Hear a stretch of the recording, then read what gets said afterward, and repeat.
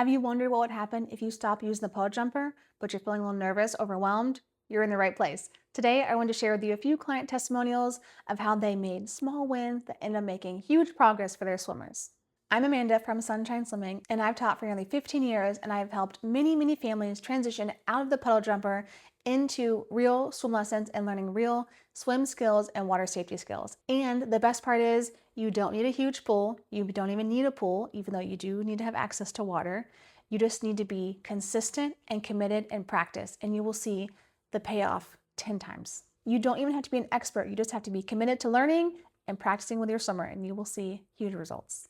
Let's talk about 3 quick stories, and if you see yourself in any of these stories, let me know down in the comments which one resonates the most with you.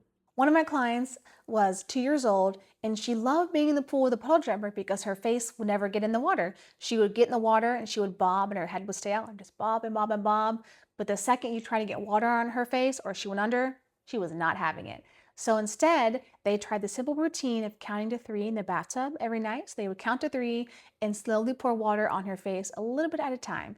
And after just a week, she saw huge progress. She was more comfortable in the pool and in bath time because she was comfortable with water on her face. She knew that water was coming as they were counting to 3. And when they went back to the pool and they worked on getting out of the puddle jumper, and then they could count to 3 again. And then she was jumping in the water, holding her breath and having a great time. So even though it's overwhelming and scary, taking small little steps will be the best thing you can do for your child. Another one of my students was absolutely terrified of the water. So even though he was terrified, they would put the life jacket on him so that he would float and he would feel safe, even though he may or may not have been that safe in the water.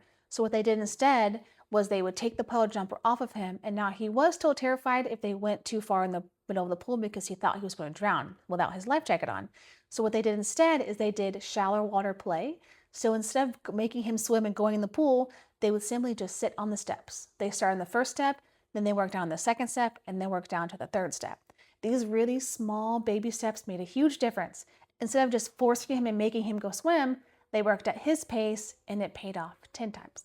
One more story for you is about another little girl. She was all about the life jacket. She loved it because she thought she could swim. She would jump into the pool and just bob and bob and bob.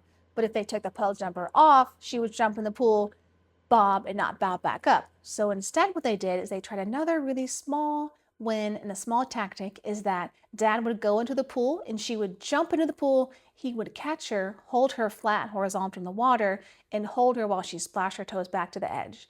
This kept their time in the water really fun, really playful. She got to jump in and have fun, but they worked on real swim skills of swimming back to the wall because the puddle jumper just teaches you to get in the pool, doesn't really teach you how to get back out of the pool. And now every summer they send me pictures of her jumping in, swimming, and now she's a pro. The common thread in all of these stories is the parents didn't feel like experts. They didn't feel like they knew what they were doing, but they were committed and willing to learn, and they took those skills and practiced just one skill at a time, one thing every time, small baby steps, and before you knew it, their kids were happy and swimming in the water. You don't have to be an expert. You just have to be willing to learn and practice. That's the best thing you could do for you and your child in the pool. In the next video, I'm going to walk you through my method of how I teach kids how to swim and how you can do the exact same thing at home to teach your child how to swim. And before you go, don't forget to go down the description box for your free copy of my guide. It will teach you 3 easy skills that you can do tonight in the bathtub to help your child feel safe and calm and confident in the water. I will see you right here in the next video.